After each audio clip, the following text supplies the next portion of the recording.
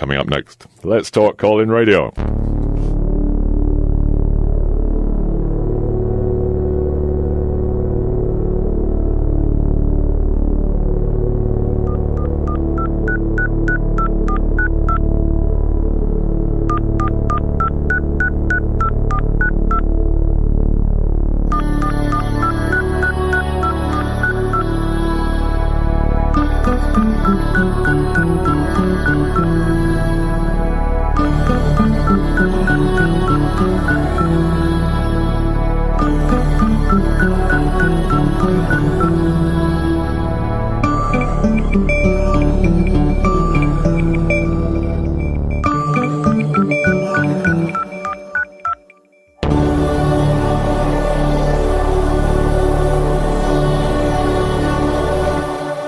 This is Let's Talk, getting to the root causes of the important issues of the day.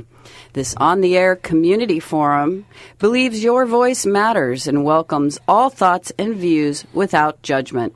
Please join today's conversation by calling 415-663-8492. What's the alternate number? I still haven't memorized. 8317. 8317. And, yes, your hosts today are Stephen Hurwitz, leading our conversation. Oh, my goodness. Hello, Stephen. There you go, risk right there. Stephen Hurwitz, Shelley Rugg, that was the lovely voice of Shelley Rugg. And Charles Schultz, that was the Charles Schultz. And I, of course, am Paul Riffel. So, yes, do call in 415-663-8492 or 8317. You'll hear a little buzzy noise as I patch you into the system. Just hang on until you hear me say you're on the air. Give us a name, a nom de phone. And Turn your radio language. down. And please keep it clean. Watch your language. What are we talking about? What's the story? What are we talking about, Stephen? Risky behavior. Ooh. Dangerous decisions. Well, what does everyone have planned for the afternoon? Well, reminds me of when I was back in school, showing up to class having not done the homework, not terrible. being prepared, Oh, no. You're a regular rebel without a cause over there. We're just being afraid. Tell us more. There we go. That was my risk, and no bungee jumping for me. Oh, no. And I always stay within the crosswalks. Wow. I see. No. So what was in your mind when you came up with this subject? Well, obviously, money is a huge risk that we take. I don't. There's, of course, yes. Not paying attention to money, like you. Wow. Not pretending not to need it. That's a risk in itself. Well, I need your money. I just don't need That's right. any of mine. Isn't that capitalism? For me. Socialism in one wanting person. my money? Well, I don't know what to tell you. But you do have to do something for it. Well, again, what are we doing this afternoon? What risky behavior are we talking about here? Well, health, for example, is a huge one. People, the information's out there, and people ignore what they know better, and they take risks with their lives. I think that given that we are consumer society, somehow I think we expect that we'll buy our health back when we need it. It's something we can buy. Well, that's an interesting observation. Well, it's also challenging because sometimes you might be taking these health risks without really realizing it. You say the information's out there, but there's also a whole lot of disinformation out there. Hey, that's so a good it puts point. people into a state of confusion. That's a good point. And they don't know what's actually the healthy choice. And in the history of food, we've been shown the pyramid and let's see, the five. What was the old one? The food pyramid, the 5 daily veggies or something. Whatever, the food groups. I think red meat the is high 5 on the food list groups of or what- whatever. That's right. Chocolate. But you can look back historically and see that often the thing that they said we needed to eat the most of is because somebody needed to sell a lot of it. Well, I think economics is a good thing to bring up because a lot of the things, say, Paul Raffel listed in his email about dangerous choices correlate very strongly with class, right? So people, you could say they don't know, poor people don't know what they should eat or not eat, but also they don't have access to it. They don't have access That's right. to it. Or That's right. if they know, they can't afford it. That's so right. eating 5 fruits and vegetables a day, or they say 7 fruits and vegetables a day, I mean, it's and that you'll live longer. Well, you're talking about the people who can afford to do those things, who have also had better food their whole life. But who also may not do it. Well, right. That's the point. If they have any sense. That people who can afford to buy the best or healthy food or live a healthy lifestyle tend to do things that are unhealthy. I think Why is that? Because, McDonald's. I don't think that's just poor people. No, well, it's not is just that risky, poor. though? Is that risk? Suburban people. Wait a second. But we mean like who That's out here not goes to risk. McDonald's? That's not a risk. Well, there isn't one. When I go to McDonald's, We're in a McDonald's desert. Exactly. I'm I'm not thinking when I go to McDonald's that those French fries could potentially kill me. I don't think that's a thought that comes into people's mind. So it's not there's nothing calculated about that. There's nothing. Not. Well, isn't that the point, though, that people make unhealthy decisions because they're not making calculated? Because, as you said, they think, well, I'm going to die from it, but somewhere down the line I've got to die of something, and I can pay a doctor to make me better. That brings up an interesting part of it. For risk, do you have to know that your behavior is risky before, as part of the risk taking? For example, I'm in the stock market. I make a purchase of a given stock with the expectation that the price is going up, but I have calculated the risk that it could also go down, and I know this is risky behavior.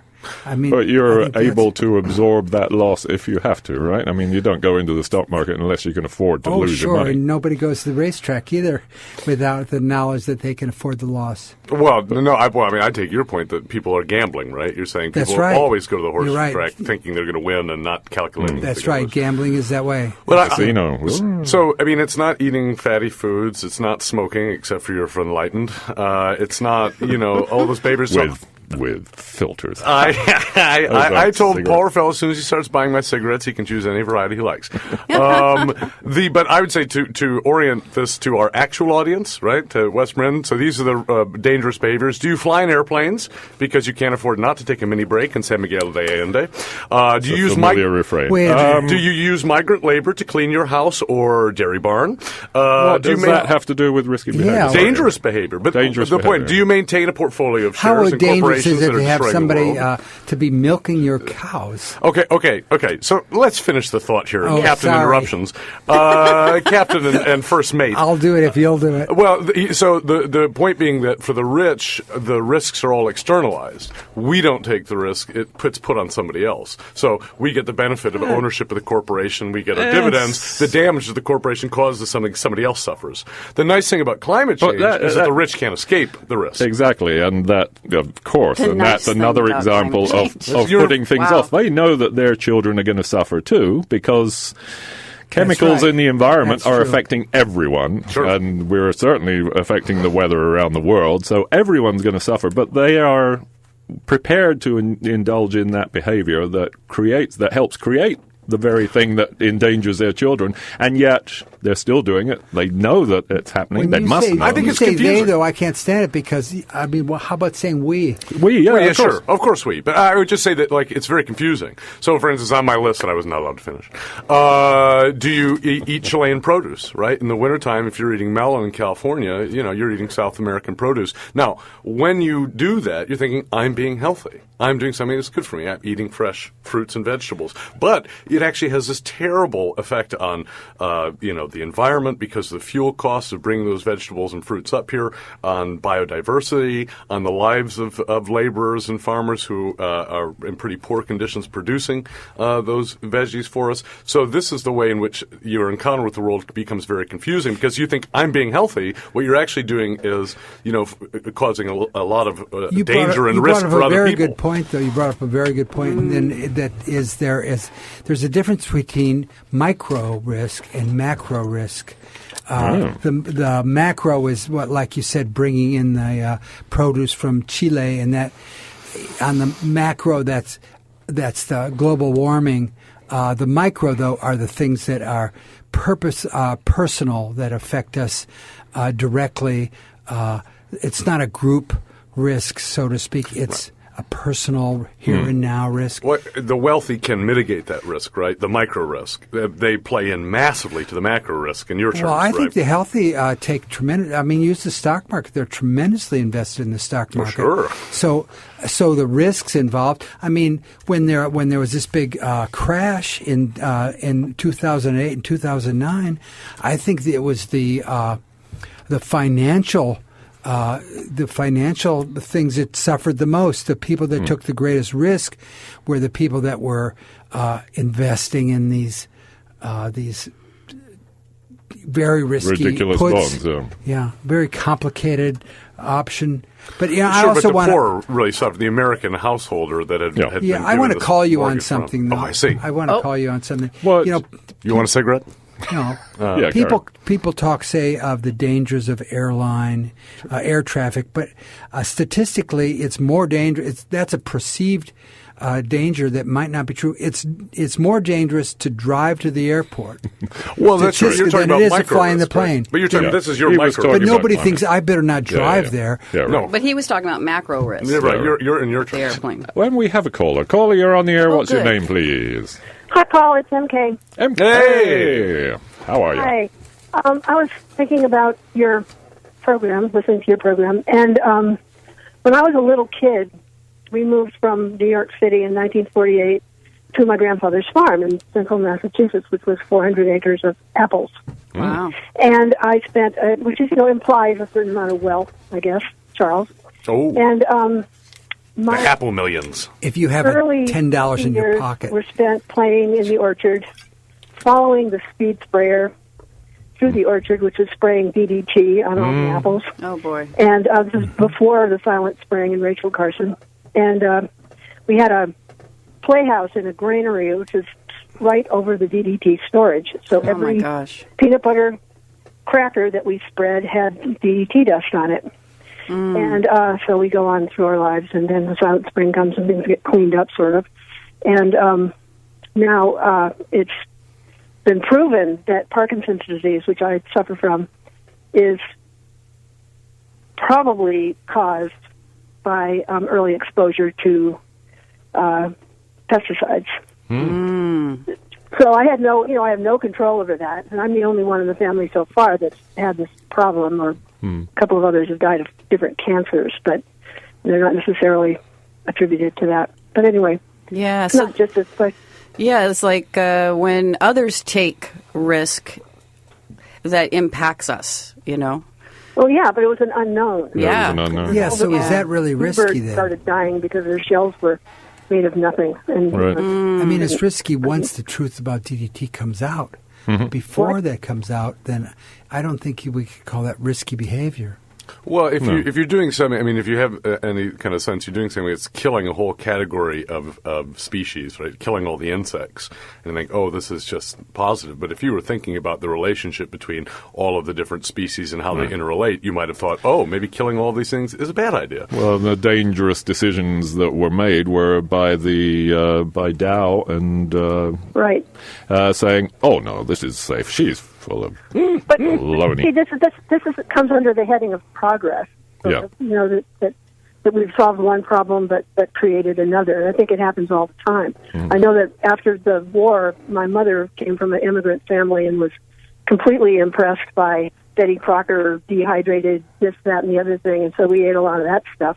Who knows what that was full of besides salt. I'm sorry. Go ahead. No, speaking of that, though, in the risk of pesticides and herbicides and things like that, I think there's a difference between the fact that we were exposed to all that, but in a sense, nobody really understood that, at least if they did, the public wasn't aware of it. But now that we know it, okay, so let's say you're a grandparent. Do you insist that your grandchildren eat organics? Do you insist that... Their parents do. And that's right. Do you insist that it goes down the generations? Sure, but then also to broaden it to kind of a social concern, not, what is the individual impact on me? So you see health obsessives all around us, right? They're trying to control their own bodies and prevent disease and prevent, dying at a young age. And you're But completely right, Charles, about the Chilean fruit. cactus, Well, thank you. stuff like that. I mean, that stuff is grown under all kinds of really peculiar circumstances. But, you know, the thing for me, MK, is how confusing it is, right? When I look at that melon in the bowl at the hipster diner in Petaluma, all I see is melon. I don't see, wait a minute, it's January. I don't see, wait a minute, where did it come from? So it's how disembodied and disembedded we are from nature. I'm not asking that question. I'm just looking at it. You know, I'm just having this aesthetic encounter. Where's the risky behavior, though, that you're talking about? Oh, it was the person I was dining with was the risky behavior, actually, in that instance. Always a risk. Always a risk to dine with John. No, not me. I was the good part.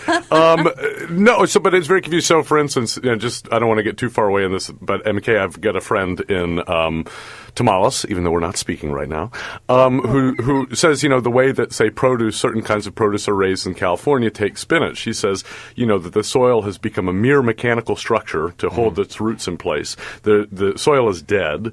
They put kind of saline water to irrigate, which and the salt in the water sucks all of this moisture into, say, spinach. And that California spinach, when you buy it in the market, looks big and beautiful and green. Your eyes are telling you this is the best spinach I've ever seen, but the nutrient content is gone. Yeah. And how do you know that? I mean, stop eating altogether. Stop eating altogether? Yeah, well. Too risky. I mean, what's too risky to eat. Well, that's why I smoke. There's out in my backyard that I think of. Why do you smoke? I smoke to cut down my intake of deceptive vegetables. Well, I mean, but to me, like, this is supposed to be a hedonistic age. You're supposed to be interested in your pleasure all the time. But the smoker is the one that does this thing that gives lie to this idea that we're really interested in pleasure, because I am going to the limit. My pleasure is something that is clearly very, very dangerous for your health. So what I see is... too, isn't it? What's that? Kind of expensive to smoke. Not if you steal the cigarettes, or if Paul Raffel starts buying them for me because he doesn't like filters. I want you to shut up, right? Well, it's a hideous habit. I wouldn't advocate it for anybody unless you want a rich, sonorous voice and look cool. They look cool 60 years ago, not looking very cool anymore.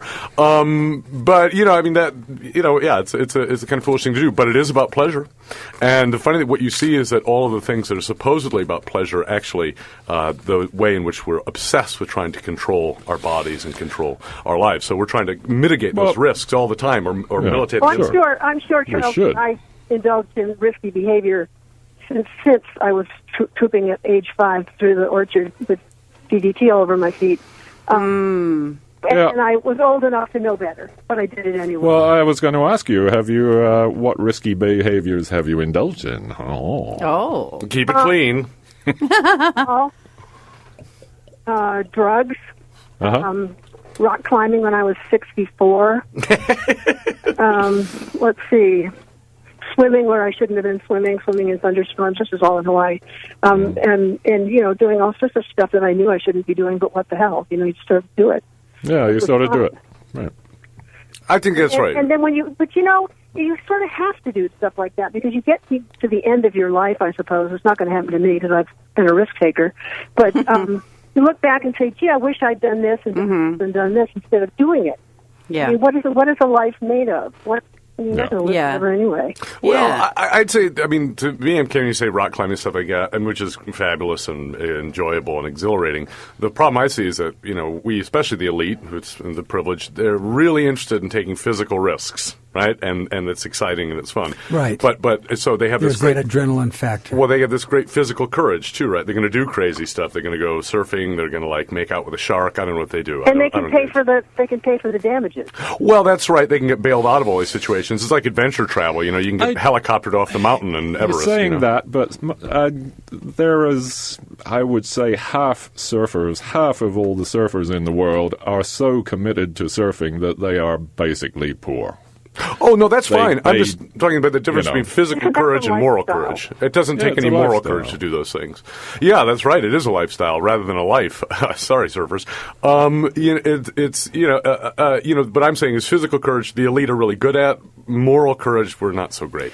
We don't take risks in that way, and we should. We should dare to push against concentrations of power, and we're really bad at that. I think if you look at those kids from that high school in Florida, you might see the beginnings of some sort of motion in that direction. Shelley. Well, I was going to talk about how taking certain risks in our personal lives can actually expand ourselves, who we are. Yeah. And I think that's part of why we do it is, let's see what I'm made of. Let's see if I can handle this different, new, fear of the unknown situation. And then, for me, I found that when I'm able to do those things in my life, that then the fear goes away because now I know it. Mm-hmm. I know what it's like. And I know more about myself. Did I enjoy that adventure? Would I do it again? You probably know as a responsible human being limits too. I mean, you're not going to do anything really, really crazy or stupid or I have. Yeah, right. Shelley, are you saying this business of something to prove? Is that what you're talking about? prove it to yourself. Prove it to yourself. I agree. What I'm saying, like I say, elites are really good at taking those kinds of risks with their bodies. I wish they'd take them with their mind and focus on moral risk-taking, moral courage. You say it's the elites that are doing it. It's poor all people do it human too. people. Sure. But I have to talk about who we are. There are redneck kids who are sticking firecrackers where they shouldn't go and setting light to them. That's fabulous. No, I know some of those people, and they're really great. Fabulous. That is not the elites, man. Well, no, but we have to talk about who we are, not who some hypothetical person in Iowa is. This is here. I'm not elite. Well. There are poor people here, too. By me. That's me. There are more than you. Sorry, MK, what was that? I said, what's all that background noise? It sounds like the door's open. Oh, it's probably the other telephone line. We have another caller, and they kind of cross over. Okay. Thank you, MK. Thanks for Thank you so much, MK. So, we have another caller. You're on the air. Could you turn your radio off, please? Hello. Hi there. Hi. Oh, caller. What's your name, please? And keep it clean. It's Gail. Aha. Hello. How are you? I'm okay, thank you. How are you? I'm feeling a little risky. Yeah, she got together with a guy like me. Yeah. Oh, that's right. I did. That was my best risk. Oh. Aww. So, my question, the thing that I'm just hearing you guys and going back and forth on this conversation, I think that there's really this idea of taking personal risks and challenging ourselves and physically doing things that have, risk is relative, first of all. Some things are really nuts, and some people really thrive on that kind of risk. And, sometimes they do find their limits.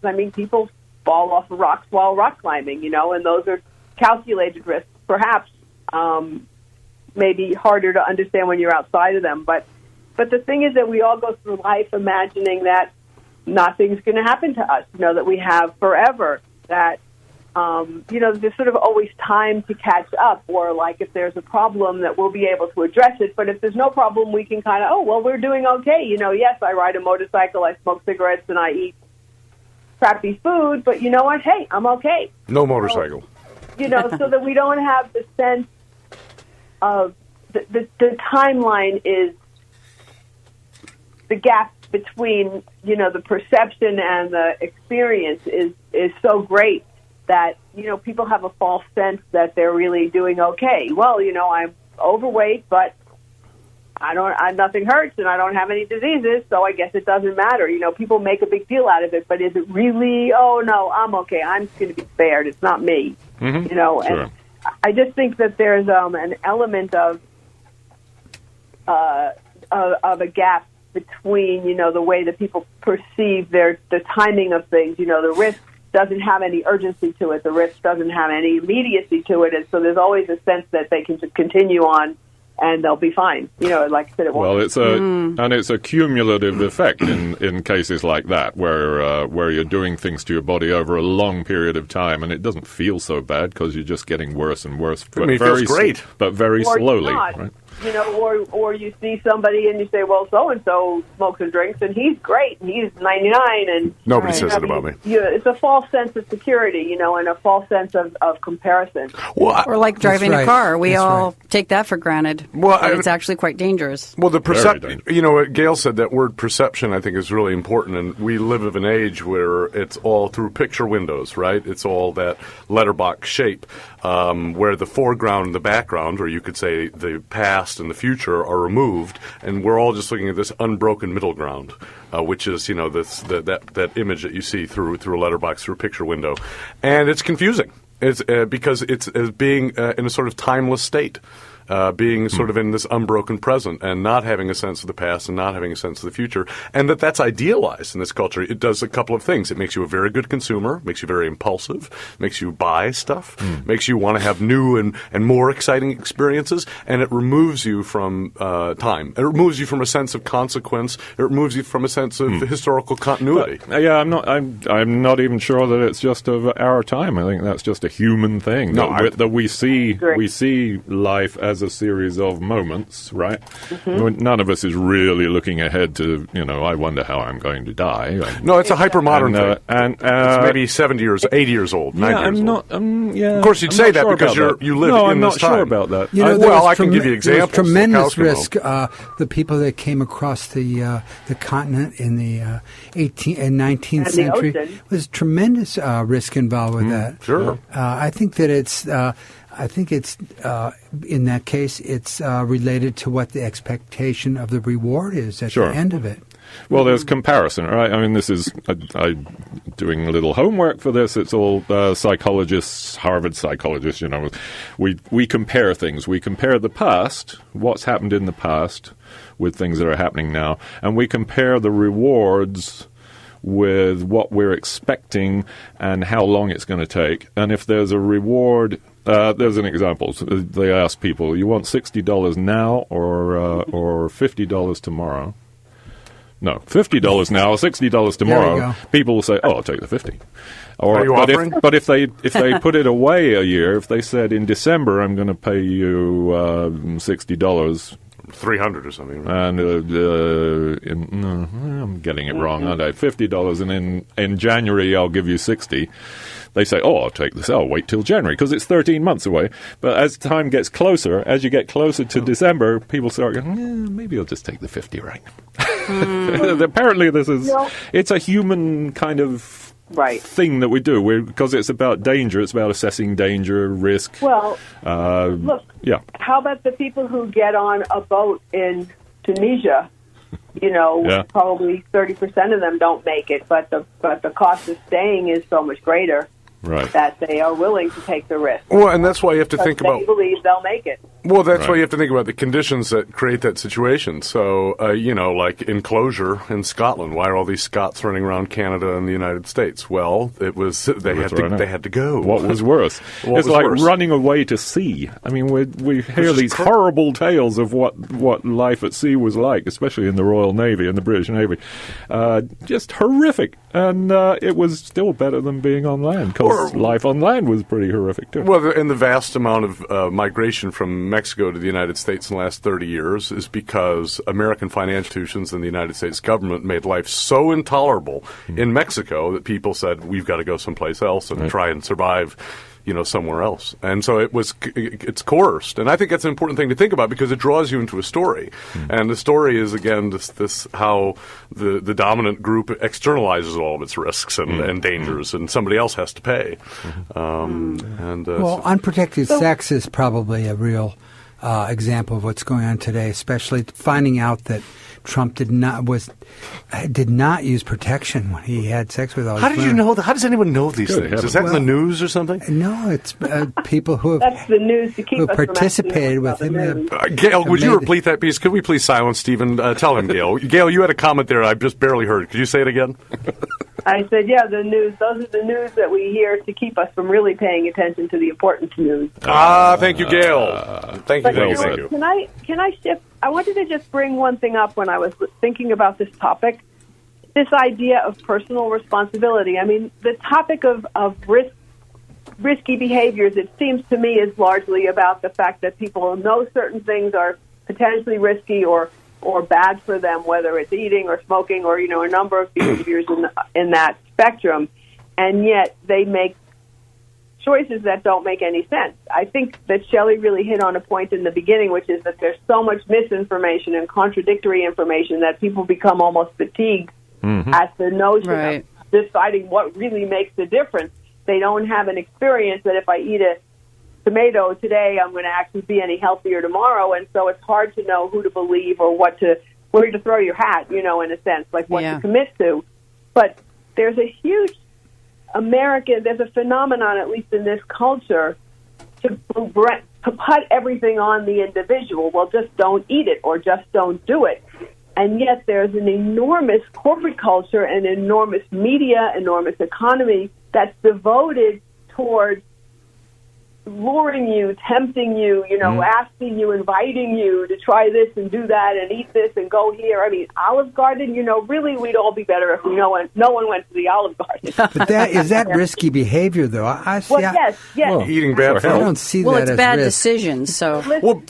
But Gail, I think your point is really great, which is that this culture, we don't really have a culture, but this way of living, whatever we call this, always puts it on the individual. Exactly. And so it's shaming you all the time. So if you're not rich enough to buy organic, then you're... Rich. I'm sorry, Gail? This has nothing to do with the money or the rich part. And again, that's a little distracting. Well, how could you... Well, no, it's not distracting at all. If you eat well or don't eat well, that doesn't correlate at all to wealth? At every level. No, it doesn't. So the people in Detroit, in the ghetto, they don't eat well because they're millionaires, right? Exactly. No, they don't eat well for a variety of reasons, but the money is just, it's distracting because it's not the fundamental reason. Oh, really? Do tell. So what is the fundamental reason? You don't think that because there's 100 million or however many billions of people who have certain choices, and that's the group that we're sort of talking about. The fact that an individual in a particular neighborhood has less access to certain things doesn't mean that it's only them. The phenomenon. Right. Oh, I was being facetious, but Charles, this is something that you repeatedly come back to. Yes, that's correct. Yes. That somehow wealthy people are much smarter. No, than, not at all. I live around them; they're idiots. Okay, you're saying that they make food decisions just now that poor people don't have the choice. I'm just saying, do you have the option? But I'm telling you, the poor person doesn't have the option. They have the choice, and they still make bad. The poor people have the. Oh, Rich, that's true. They still make bad decisions, but they have the choice. That's the difference. Yes, well, that's what we're talking about. Exactly. Dangerous decisions. Okay. Well, if you have a decision to make, let me just do a break. Yeah, well, that is the title of the show. So, are you deliberately obtuse? Charles, I really don't get what I'm saying. Support for KWMR is provided by listeners and by CoverGirls Upholstery in Point Reyes Station, specializing in full-service upholstery, slip covers, drapes, cushions, pillows, and fabrics for both indoor and outdoor use. CoverGirls is a priority dealer for Hunter Douglas window coverings and has been recovering West Marin for over 25 years.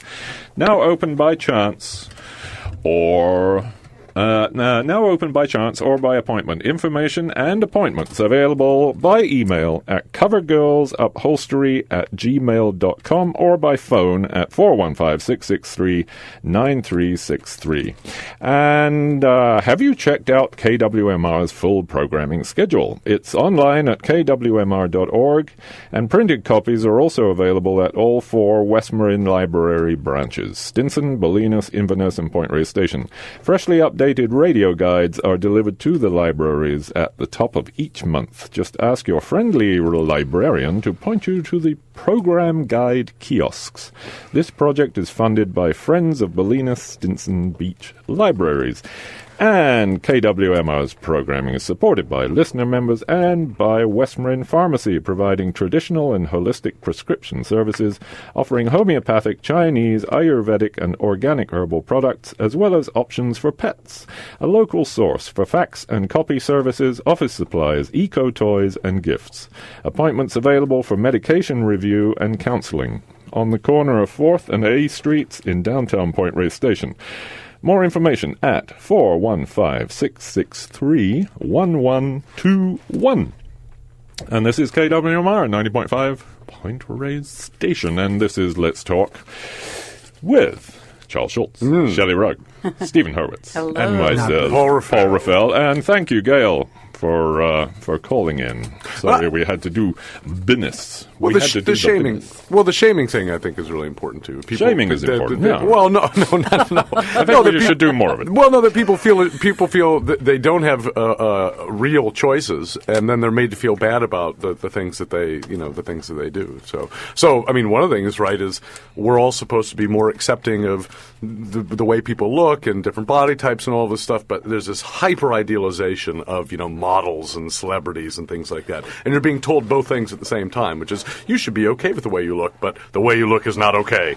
And I think it's very cruel because you would have to have a social perspective. You have to say, why does this group of people have the choice, and why does that group of people have so few choices? When it comes to do they make good decisions or bad decisions? What implies that you could make a decision at all? Anyway, 663-8492. Here's a fun little fact. Another study. This is actually, it's not really dangerous, but it's an example of how people's brains are wired. So they posed these questions in questionnaires, right? There's a car stereo for sale. You need a car stereo. There's one for sale. It's usually $200. If you drive across town, it's $100. So you're saving $100. Okay, let's do it. You're also looking for a car with a good stereo in it, and there is one for $31,000. And if you drive across town, they've got one nearby, but if you drive across town, you can get it for $30,900. You'd save $100. You wouldn't do it. Well, relative they to would the overall not do it. Well, I mean, if you're going to say... It's the same $100 when you go home and you still have $100 in your pocket.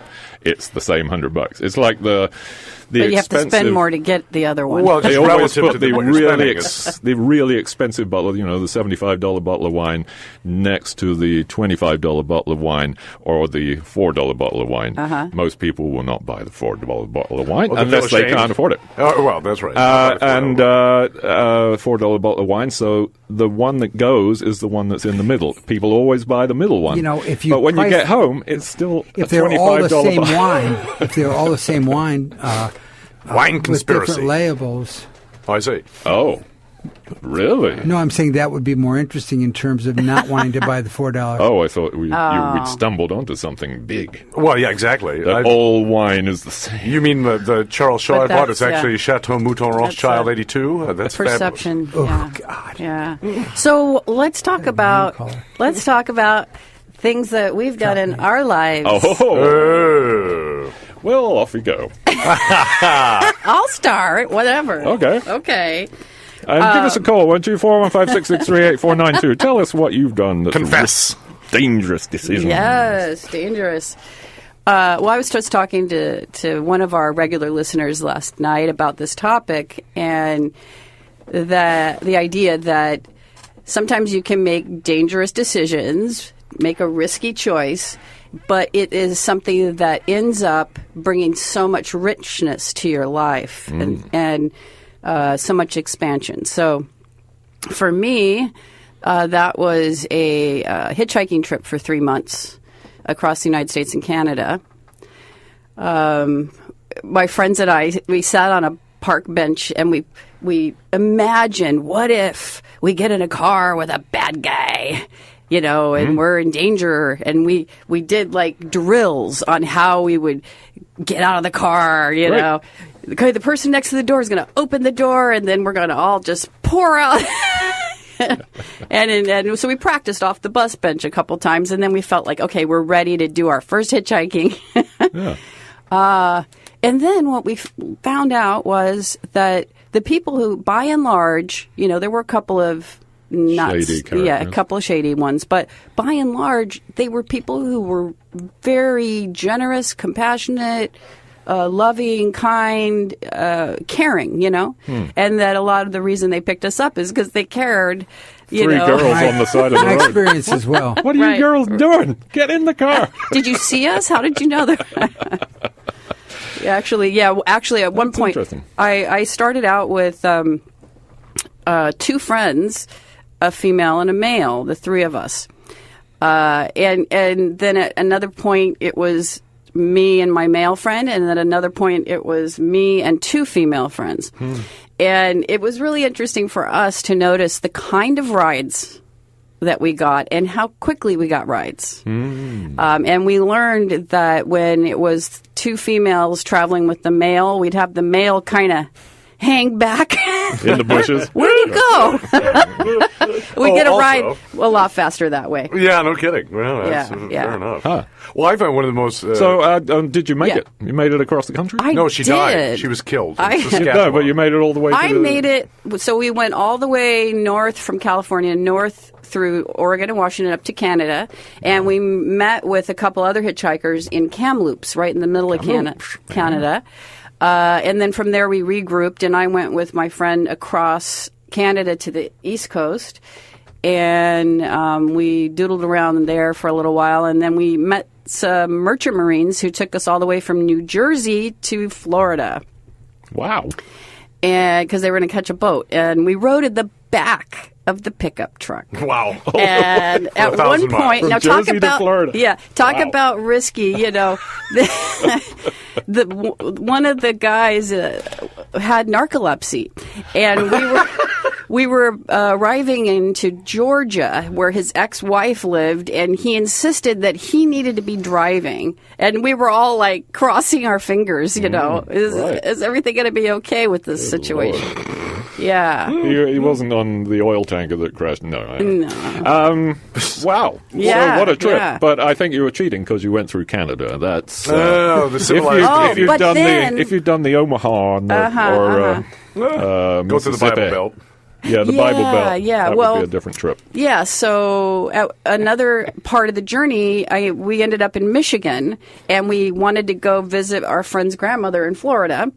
And so this time, you know, instead of hitchhiking through the southern states, we did a car delivery service, and we delivered a Cadillac to somebody in Florida. Nice. That doesn't sound right. I remember that. I remember when that used to be the thing, and I was going to do that, but I never did. Yeah. Well, to me, the most terrifying things have always been going into public meetings, knowing that basically all of the sort of officials there or electeds are opposed to what you're telling them. That is terrible. I used to just loathe it. Because everybody wants to be accepted. Everybody wants to have this feeling of, you know, being a part of the club, and you have to deliberately put yourself in a situation where you're going to publicly say, you people over there are wrong. And it's really, to me, nerve-wracking. I'm a naturally shy person, as most people know me know.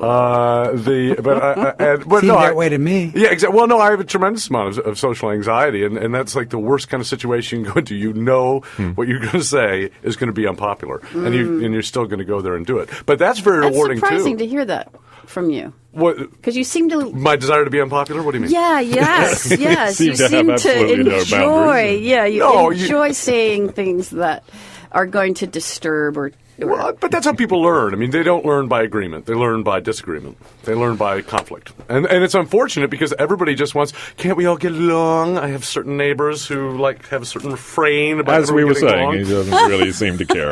Rodney King was famous risky for that. Behavior. Can't we all just get along? Those were his famous answer, words. No. But it's important to understand why. But I was just saying, you know, what I was using an example of it. Well, it's not a physical risk. The people in that room aren't going to beat me up when you go to that. They could. They might have wanted to. I wanted to beat them up. They might poison you later. But it's not. When I went into that room, and I had to do it repeatedly. It wasn't that like my body was at risk. Because you were in your underwear. Well, there's that too. But you could have had a heart attack. I could have had a heart attack, but I'm just saying, you know, so you're risking your body by like getting into a stranger's car. Oh yeah. But I would say it's also exhilarating though to have done it. You do get a similar kind of reward, but you know, it's about moral development, not about physical development or being a courageous person with your body. It's about being a courageous person with your spirit. You might say adventure in life. Spiritually courageous. How about you, Stephen? Risky, dangerous decisions you've made? Well, you know, Shelley reminds me that when I was younger.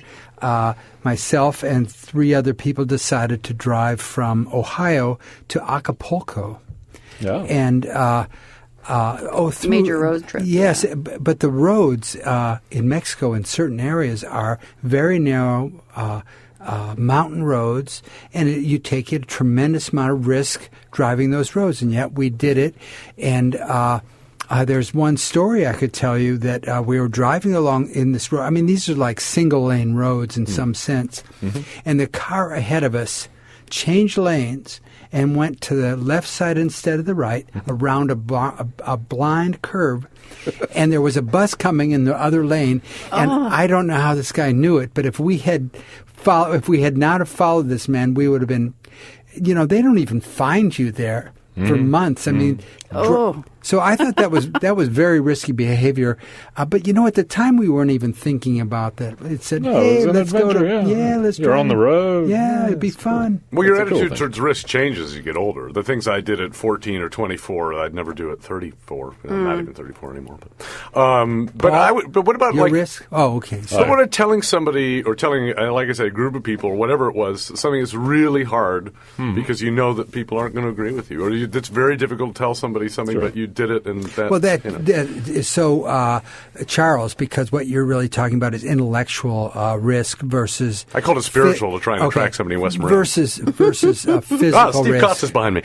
Sorry, give us a call 124-156-638-492. Yes. Paul, what's your risk? Me, I've never indulged in risky business. Didn't you sail out of Plymouth in like 1974, having never sailed before? Correct. Okay. So you got on a boat to go around the world having never sailed? Correct. Okay. Wow. Well, that's fairly daring. Well, I wasn't alone, but then nobody else had sailed either. So, we're a ship of fools. Oh. But, yes, very risky. 7 years of sailing the high sea. Well, you're talking about crazy storms. Wonderful. Yeah. Well, you bring up a very interesting... The wonderful thing that I survived it. And, right. And look at the memories I have. And, right. Incredible. And we have a caller. Caller, you're on the air. What's your name, please? And keep it clean. My name is Frank. Frank. And I'm calling not because this is that risky, but because it has to do with West Marin. Uh-huh. And I twice hiked from San Antonio Creek next to 101 to Tamales Bay, crossing approximately 50 fences on the way. Yes, I think that definitely classifies as risky behavior. Yeah, there was definitely some notable kind of scary events that happened. Did anyone confront you? Well, one was the very beginning of the second hike, there was San Antonio Creek was just pouring full, and someone had placed a 2x8 board across it. And I ran across it first, and I heard a little crack, and then my brother ran across it, heard a slightly louder crack, and the third guy went in into San Antonio Creek at 5 o'clock in the morning. Ooh. And was sadly washed out to sea. Yes. Never seen again. Fine, he was just cold. The fact that you were with two others brings up something that Paul also brought, is that sometimes we're willing to take greater risk if we're not alone. Sure. Oh, great. Yeah, absolutely. Definitely, yeah. Yeah. Yeah, we have each other to turn to. We also got chased by about 100 young bulls, and we had to dive over a fence to barely get away. They thought you had food. But you didn't get chased off by landowners? Well, the first time I did, we did, actually. He opted to bail out, my friend, halfway through, and I planned the hike so that we would come out at the cheese factory at lunchtime. So I stopped in there and had lunch, and my friend decided to hitchhike from there. And then he picked me up. I told him just check every establishment on Highway 1. And lucky for us, the very first one he checked, which was some kind of bar near Marshall, he found me there having a beer. Excellent. The Marshall Tavern, perhaps? Could it be? When was this? This was back in the early to mid-'80s. Oh. Well, yeah. Well, thank you, Frank. Frank, thank you very much. That was a good tale of daring do. Ripping yarn. Another caller. We have another caller. Caller, you're on the air. What's your name, please? Yeah, hi, this is Gail. Hello. Oh, Gail, my darling. Yes. This is Stephen. No. Well, but this is a sort of half comment and half pitch, but I think that one of the riskiest behaviors that we see now day to day and the choices that people make without really keeping that in mind is getting into the car with somebody who has been drinking, or getting in the car when we've been drinking, or as individuals, or using drugs or even some medications. I think it's an example of something that's become quite common that nobody can really disagree, is an increased risk. Right. And it's an example of just people doing, really stupid things for mysterious reasons. Well, I think that actually drunk driving is much, much less than it was decades ago. But the consequences, as we know in Marshall, are just recently are the same. But I don't think people do it as much as they did. Yeah, you're right. There's a lot higher awareness, certainly among, locally and whatever. A lot more sense that a student or your child should call you no matter what, and somebody will come pick them up.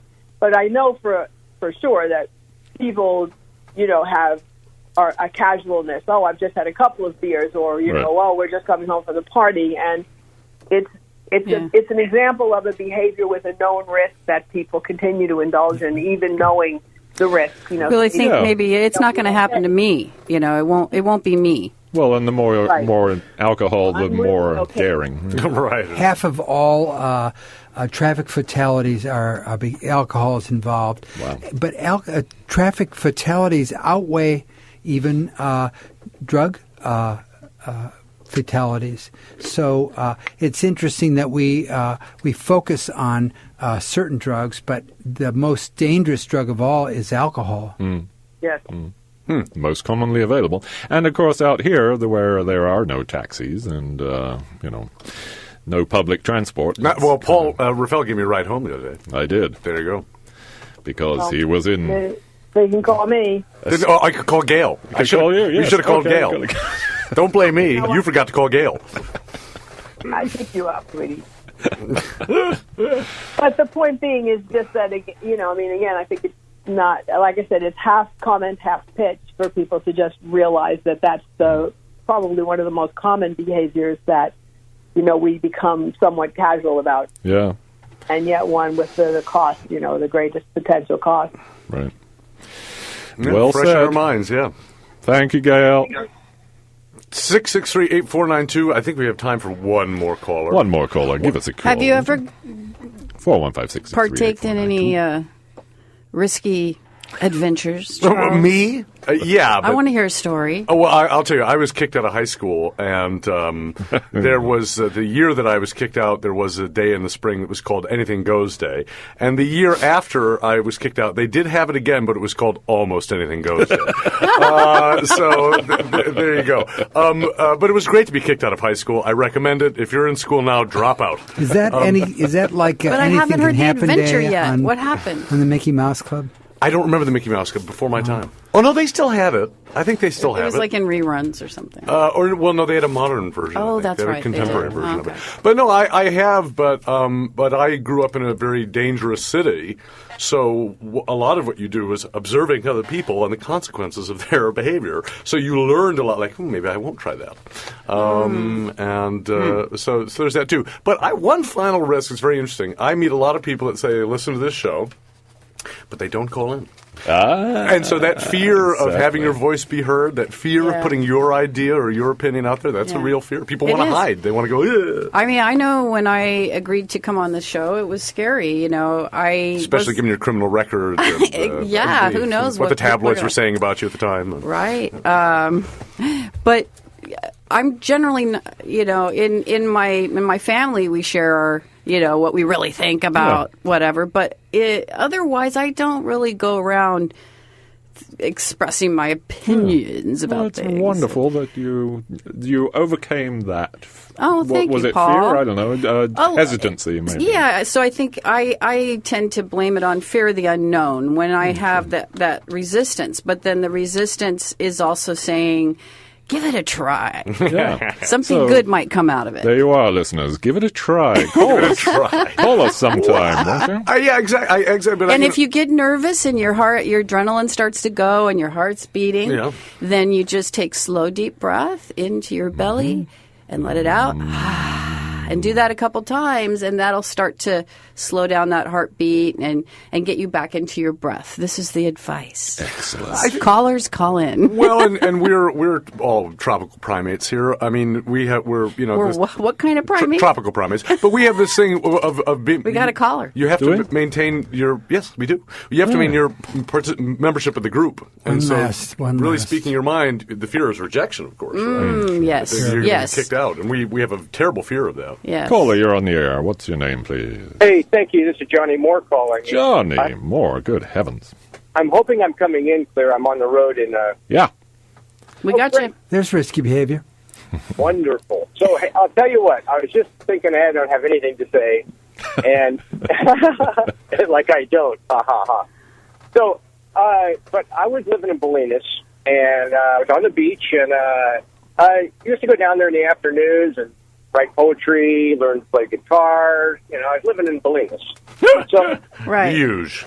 Hello, And so I was drinking my red tail ales, and there's this guy that used to come down there from the city, and he was a hang glider, and he would go over to Stinson Beach, and he would hang glide, and then he'd come back, and he'd come and see us first, and he'd come back, he looked haggard.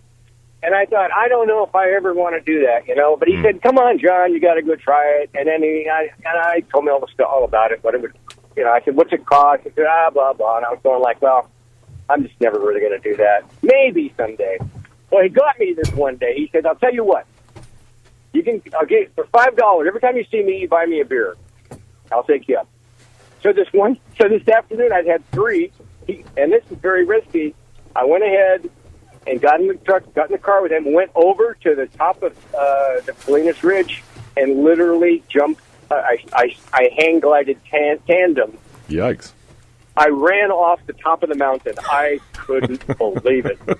Wow. I've heard about this. Was it worth it? Was it worth it? Death was imminent. And you kind of got to there was a letting go that I experienced never like that before. And, was it worth it? My gosh, I tell you, I was 200 feet, I was above a 200-foot redwood tree, and I saw eagles nesting. Wow. Fabulous. Yeah, I was mind blown. So, an hour and a half later, I'm back on the Bolinas Beach, And with a story to tell. Thank you, Johnny. We've got to go. Okay. Thank you so much. Thanks for calling. Cheers. Bye-bye. Bye-bye. Yes, that was Let's Talk with Paul Raffel, Charles Schultz, Shelley Rugg, and Stephen Hurwitz. Thanks to all our listeners and callers. And KWMR does not take a stand on any of the issues discussed on Let's Talk. Opinions expressed on this program are those of the hosts and callers and don't necessarily reflect the views of KWMR, its board of directors, underwriters, or members. We'll be back next week.